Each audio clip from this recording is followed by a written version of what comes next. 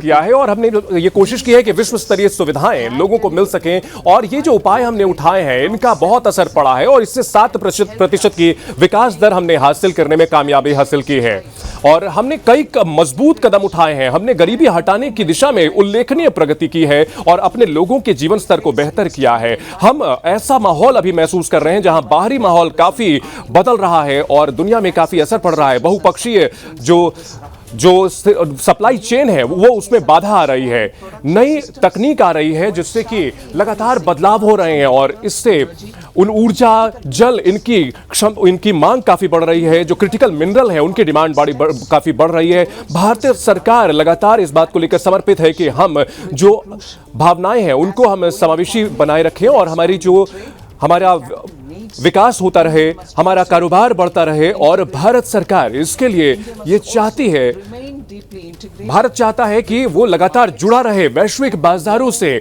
ज्यादा निर्यात करे और साथ ही साथ करे जो दीर्घकालिक निवेश है वो भारत में ज्यादा आए, ये हम सुनिश्चित कर रहे हैं। और हम लोगों का आभार जताना चाहते हैं क्योंकि वो हमारे साथ मजबूती से खड़े रहे हैं और हम एक ऐसा रास्ता बना रहे हैं ताकि दुनिया की सबसे बड़ी अर्थव्यवस्थाओं में शुमार हो रहे हैं और इसके लिए जनता ने हमें जो मदद की है हम उसके लिए उनके शुक्रगुजार हैं।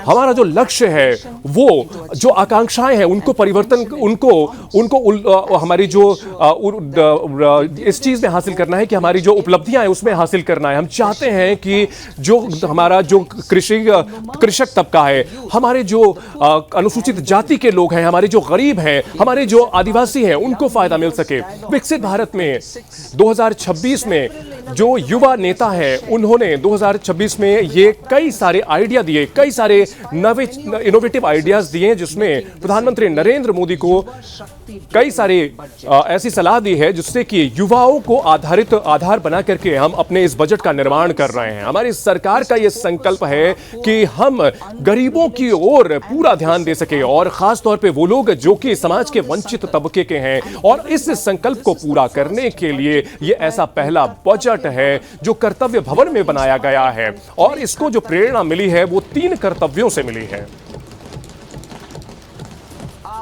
हमारा पहला कर्तव्य यह है कि हम अर्थव्यवस्था को काफी तेजी से आगे बढ़ाएं, हम अपने आर्थिक विकास दर को आगे बढ़ाएं और अपनी प्रतिस्पर्धा को, क्षमता को काफी बढ़ाएं और हम अपने जो वैश्विक अभी माहौल है वो उथल पुथल वाला है उसमें हम टिके रहें। जो हमारा दूसरा कर्तव्य है वो हम चाहते हैं कि हमारी जनता की आकांक्षाओं को पूरा कर सकें, उनकी क्षमताओं को बेहतर कर सकें और उनको एक मजबूत साझेदार बना सकें ताकि वो भारत के विकास की दिशा में, समृद्धि की दिशा में हिस्सा बन सके। हमारा तीसरा कर्तव्य है कि हमारी जो योजना है, सबका साथ सबका विकास की योजना है, ये सुनिश्चित हो सके कि जो हर परिवार, हर समुदाय, हर क्षेत्र, हर जो क्षेत्र है वो उसके पास संसाधनों का वो उसके पास मिल सके और उनको मौके मिल सके ताकि वो सार्थक तरीके से इसमें हिस्सा ले सकें। ये जो हमारी थ्री फोल्ड अप्रोच है, इसके लिए कई सारी चीजें चाहिए होंगी। हमारी कोशिश ये होगी कि हम इस जो हमारी गति है इसको बरकरार रख सकें। स्ट्रक्चरल रिफॉर्म यानी कि जो संरचनात्मक सुधार हैं उनको हम हासिल कर सकें। हम कोशिश करेंगे कि एक मजबूत और टिकाऊ वित्तीय क्षेत्र यानी फाइनेंशियल सेक्टर को बना सके ताकि जो हमारी जो बचत है उसको अच्छी तरह से लागू कर सके, हमारे जो पूंजी है उसको सही तरीके से इस्तेमाल कर सके। इसके अलावा तीसरी जो बेहतरीन तकनीक है उसका हम इस्तेमाल करेंगे। एआई का हम इस्तेमाल इस तरह से करेंगे कि जिसका ज्यादा से ज्यादा फायदा होगा हमारे शासन में। रिफॉर्म एक्सप्रेस देखिए, रिफॉर्म एक्सप्रेस यानी सुधार की जो गति है उसको हम तेज करना चाहते हैं। हमने विस्तृत सुधार लागू किए हैं ताकि रोजगार के मौके बढ़े, उत्पादकता बढ़े और साथ ही साथ विकास दर तेजी से बढ़े। प्रधानमंत्री नरेंद्र मोदी ने जिस तरह से ऐलान किया था 2025 में स्वतंत्रता दिवस पर जो ऐलान किया था, 350 सुधार लागू किए जा चुके हैं। इसमें जीएसटी को सरलीकृत करने का सुधार शामिल है। इसके अलावा लेबर कोड को भी नोटिफाई किया गया है और साथ जो इक्वालिटी कंट्रोल ऑर्डर है उसको तर्कसंगत बनाया गया है। हमने उच्च स्तरीय कमेटियों का गठन किया गया है और साथ ही साथ इसके अलावा जो केंद्र सरकार है वो राज्य सरकारों के साथ मिलकर काम कर रही है ताकि नियामकों को कम किया जा सके, अनुपालन की यानी कि कंप्लायंस की जो चीजें हैं उसको कम किया जा सके। हमने जो रिफॉर्म एक्सप्रेस चलाई है ये बहुत तेजी से आगे बढ़ रही है और ये अपनी गति को बरकरार रखेगी और इसको मदद करेगी ताकि हम अपना कर्तव्य पूरा कर सके। अब मैं इसके ऊपर आगे बढ़ना चाहूंगी जो इसमें प्रस्ताव दिए जा रहे हैं। हमारे पहले कर्तव्य के तहत हम ये चाहते हैं कि अर्थव्यवस्था की जो दर है उसको बेहतर बनाए रखे सकें। हम 6 जगहों पर दखलंदाजी इंटरवेंशन की बात हम करेंगे। पहला, हम चाहते हैं कि मैन्युफैक्चरिंग यानी विनिर्माण को आगे बढ़ाएं और इसमें 7 जो सेक्टर हैं उस पर हमारा फोकस रहेगा। ये रणनीतिक सेक्टर्स हैं। और दूसरी चीज, जो हमारे इंडस्ट्रियल सेक्टर हैं, हमारे पुराने जो सेक्टर हैं उनको फिर से पुनर्मजबूत करना। हम चाहते हैं कि जो हमारे एमएसएमईज हैं यानी छोटे और मध्यम उद्योग हैं उनको मजबूत करें। साथ ही साथ हमारा इंफ्रास्ट्रक्चर यानी कि आधारभूत जो सांचा है उसको और मजबूत करें। और हम ये सुनिश्चित करना चाहते हैं कि हम जो है सुरक्षा और जो अपनी सारी चीजें जो सुरक्षा है उसको हम मजबूत करें और साथ ही साथ आर्थिक क्षेत्रों को मजबूत करें। मैन्युफैक्चरिंग इन 7 जो फ्रंटियर सेक्टर है, जो मजबूत सेक्टर है, उस पर हम बोलना चाहेंगे कि biopharma strategy for health advancement.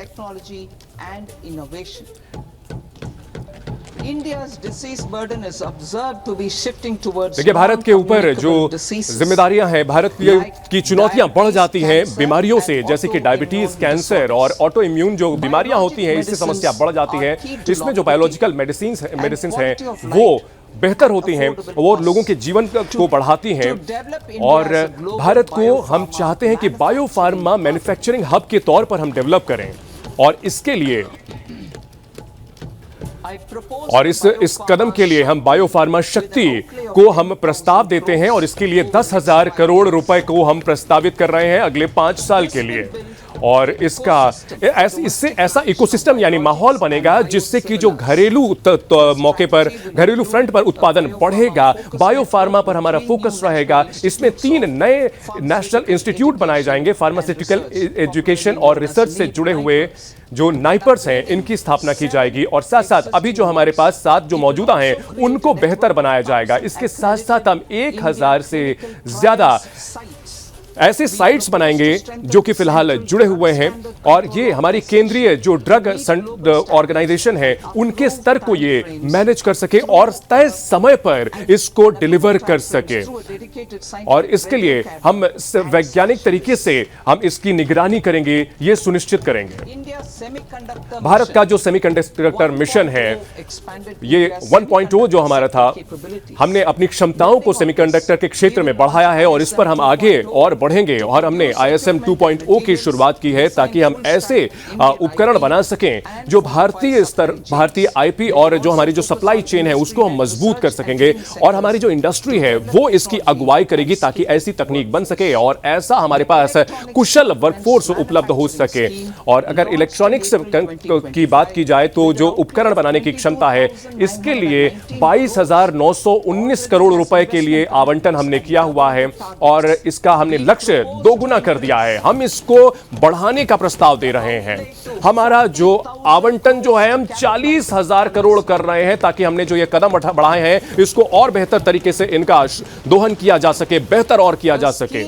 हमारी जो योजना है रेयर अर्थ परमानेंट मैग्नेट्स यानी कि बहुत ही ये जो मुश्किल से उपलब्ध होने वाले मैग्नेट्स हैं उसको हम आगे बढ़ाने के लिए हम प्रस्ताव दे रहे हैं कि जो हमारे खनिज वाले जो राज्य हैं, उड़ीसा, केरल, आंध्र प्रदेश और तमिलनाडु, वहां पर हम रेयर अर्थ कॉरिडोर बनाएंगे ताकि वहां पर खनन को बढ़ावा मिले, वहां पर रिसर्च को बढ़ावा मिले, मैन्युफैक्चरिंग यानी उत्पादन को बढ़ावा मिले। हम चाहते हैं कि राष्ट्रीय हमारा जो केमिकल जो की क्षमता है वो बढ़े और हम अपने घरेलू ही आधार पर हम घरेलू उत्पादन कर सकें, आयात पर निर्भरता हमारी कम हो। इसके लिए हम चाहते हैं कि हमारे राज्यों को हम आगे बढ़ाएं और 3 डेडिकेटेड केमिकल पार्क्स बनाए जाएंगे। हम इसे क्लस्टर के आधार पर बनाएंगे। हम चाहते हैं कि जो कैपिटल गुड्स है यानी पूंजीगत जो कच्चा माल है,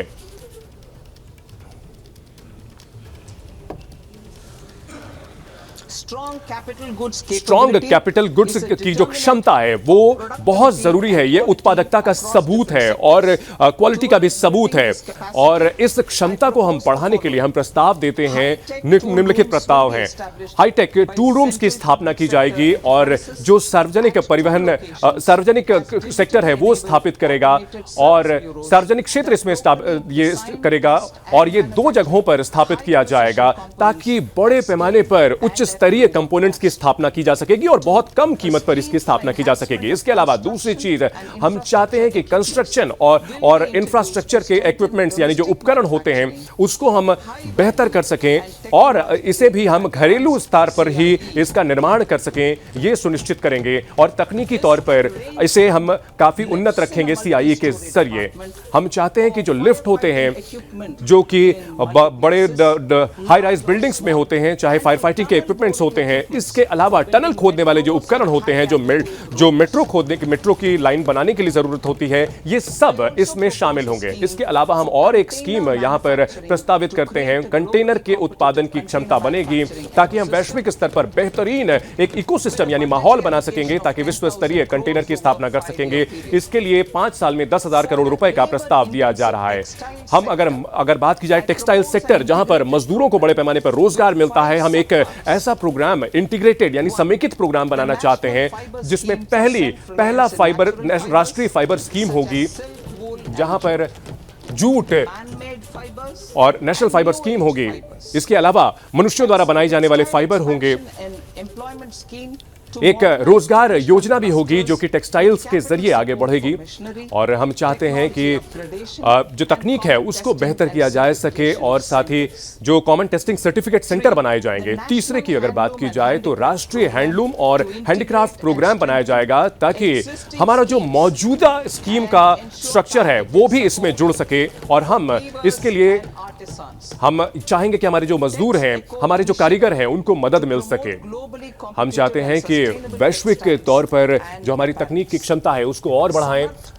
समर्थ 2.0 की शुरुआत की जा रही है और ताकि जो हमारी टेक्सटाइल की क्षमता है उसको बेहतर किया जा सके। इसको हम अपने इंडस्ट्री और हमारे जो दूसरे एक्सपर्ट्स हैं उनको हम इसके साथ जोड़ेंगे। इसके अलावा हम ये बताना चाहेंगे कि एक मेगा टेक्सटाइल पार्क भी हम बहुत ही युद्ध स्तर पर हम लागू करेंगे और इससे जो तकनीक का इस्तेमाल करते हुए टेक्सटाइल की इंडस्ट्री है उसको हम बढ़ा पाएंगे। हम महात्मा गांधी ग्राम स्वराज इनिशिएटिव का प्रस्ताव दे रहे हैं ताकि जो हमारी खादी और हैंडलूम हैंडीक्राफ्ट है उसको सपोर्ट करेगी। इससे जो वैश्विक मार्केट है उसके साथ जुड़ने और ब्रांडिंग में मदद मिलेगी और इसके जरिए जो ट्रेनिंग है, जो कौशल विकास है, उसको सही हम ढर्रे पर ला सकेंगे और इससे हमारे बुनकरों को फायदा मिलेगा, हमारे कुटीर उद्योगों को फायदा मिलेगा, 1 डिस्ट्रिक्ट 1 प्रोडक्ट ODOP जो है उसको फायदा मिलेगा, साथ ही साथ हमारे गरीब ग्रामीण युवाओं को भी इसका फायदा मिलेगा। भारत के पास जबरदस्त संभावनाएं हैं कि हम विश्व स्तरीय खेल के उत्पाद हम बना सकें। ये पूरी संभावना है। हम चाहते हैं कि एक ऐसा पहल हम करें जिससे कि उत्पादन, रिसर्च और नवाचार यानी इनोवेशन की को मदद मिलेगा और इसमें हम वैज्ञानिक तरीके से आगे बढ़ सकेंगे। हमारे जो पुराने उद्योग हैं, परंपरागत उद्योग हैं, उनको फिर से हम मजबूत करने की कोशिश करेंगे और इसके लिए 200 लेगेसी क्लस्टर्स की स्थापना करेंगे ताकि जो उत्पादकता है वो बढ़े और साथ ही साथ कौशल भी बढ़े और जो मौजूदा व्यवस्था है वो और बेहतर हो सके, अपग्रेड किया जा सके। हम चैंपियन एसएमईज यानी छोटे और मध्यम जो उद्यम हैं उनको और मजबूत करना चाहते हैं। हम चाहते हैं कि हम समझते हैं कि एमएसएमई जो है वो विकास की रास्ते में बहुत अहम हमारे साथी हैं और हम चाहते हैं कि उनको हम चैंपियन की तरह आगे बढ़ाएं। हम उनको चाहते हैं कि पूंजी के तौर पर हम मदद कर सकें। हम 10,000 करोड़ एसएमई ग्रोथ फंड की स्थापना का हम प्रस्ताव दे रहे हैं ताकि भविष्य में और चैंपियन ऐसे हम तैयार कर सकें और जो ऐसे उद्यम हैं उनको हम चाहते हैं ज्यादा से ज्यादा आर्थिक फायदा हो सके और हम इसके लिए एक क्राइटेरिया भी स्थापित करेंगे। इसके अलावा हम और प्रस्ताव दे रहे हैं कि एक सेल्फ रिलायंट इंडिया फंड की स्थापना होगी 2021 में, जो किया गया था 2000 करोड़ की स्थापना से, ताकि जो बिल्कुल छोटे सूक्ष्म उद्यम हैं उनको भी पूंजी मिल सके। Liquidity support. हम चाहते हैं कि पूंजीगत जो फ्लो है वो बना रहे। Made available to MSMEs. 7 lakh crore इन छोटे और मध्यम उद्यमों को दिया गया है और हम चाहते हैं कि इनकी जो संभावनाएं हैं इसका पूरा इस्तेमाल कर सके। इसके लिए हम 4 नए प्रस्ताव दे रहे हैं। हम चाहते हैं कि हम जो कारोबार है उसको हम सुनिश्चित करें कि उनको सीपीएसई के जरिए सरलता हो। हम चाहते हैं कि जो दूसरे कॉरपोरेट हैं उनके लिए ये एक मानक का काम करें, स्टैंड बेंचमार्क का काम करें। हम चाहते हैं कि उनको और सपोर्ट दिया जाए, उनको इनवॉइस डिस्काउंटिंग में मदद मिले। इसके अलावा तीसरा, हम चाहते हैं कि जो जिम की इंडस्ट्री है उसको भी हम कारोबार से जोड़ना चाहते हैं ताकि एमएसएमई के जरिए सरकार खरीद कर सके और उनको आसानी से और कम कीमत पर पूंजी मिल सके। चौथी अगर बात करें तो जो कारोबार से मिलने वाले सिक्योरिटी है वो आसानी से मिल सके, उनको भी पूंजी का आसानी से उपलब्धिकरण कराया जा सके।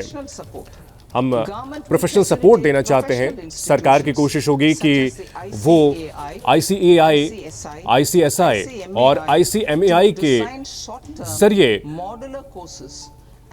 अल्पकाल के लिए जो ऐसे आधुनिक कोर्सेज बना सकें ताकि हम कॉरपोरेट मित्र की स्थापना कर सकें और खासतौर पर जो टियर 2 और टियर